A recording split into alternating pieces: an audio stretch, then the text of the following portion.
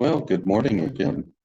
Today I want to go for verse 5 of the first chapter of the Sefer Yetzirah, the book of creation. So let me start my screen share.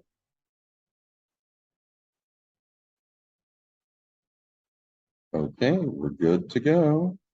And we'll first look at the translation of this verse by the late Rabbi Aryeh Kaplan.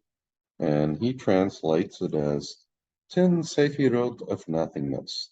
Their measure is 10 which have no end. A depth of beginning, a depth of end, a depth of good, a depth of evil, a depth of above, a depth of east, a depth of west, a depth of north, a depth of south. The singular master, God, faithful King, dominates over them all, from his holy dwelling until eternity of eternities.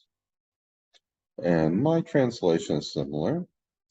I render this as 10 declarations of constraint. Their measure is 10, and to them there is no end. A profound depth of beginning and profound depth of end. A profound depth of good and profound depth of evil. A profound depth of height and a profound depth of below. A profound depth of east and a profound depth of west. A profound depth of north and a profound depth of south. And a unifying master, God, King of faith, ruler over them all, from a holy dwelling until forever of forever. All right.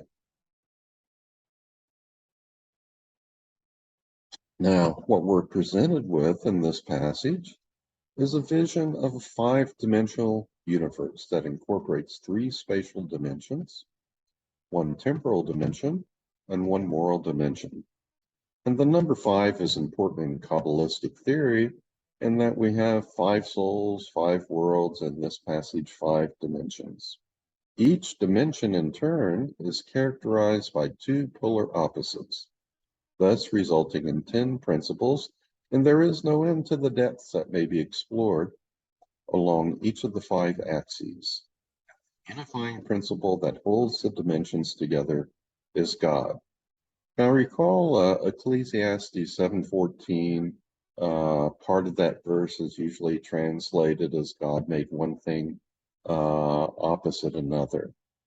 I render that a little bit more literally as this against this made the Elohim, made God. Okay? And so this is being applied here. We have these 10 creative utterances that made our universe. But now the Sefer Yetzirah is emphasizing that anytime you have 10 of something, it can probably be broken up into 5 sets of one thing opposite another thing. Okay, in this case, the result is these 5 dimensions, which are comprised of 3 spatial dimensions, 1 temporal dimension, and 1 moral dimension. And those 5 sets of opposites give us 10 things in all. Okay. Now, furthermore, the poles of the 5 axes define 32 specific points of 5-dimensional space. Each point could be represented by 5 coordinates, where for each coordinate position you have 2 choices, thus yielding 2 to the 5th power, or 32 choices in all, which notice that is the same as the number of paths mentioned at the beginning of this work. You know, the Sefer Yetzirah begins with this verse with 32 paths of wisdom. Okay, now to give an example, one point could be designated by the coordinates beginning, good, height, east, north. And a second point could have the coordinates end, good, height, east, north. And all 32 such coordinates can be defined. Okay, mathematically, we think of these as the points as the vertices of a 5th-dimensional cube. Mathematically, we can construct what a cube would look like in 5 dimensions, and it has 32 vertices or corner points and all. Okay. And finally, notice too that the traditional closing for a blessing, Amen in Hebrew, is an acronym for Adonai Melech Neheman, which I render as God, King of Faith. In a similar manner, our consciousness, that part within us as like God, is the King of the center that holds our universe of perception together.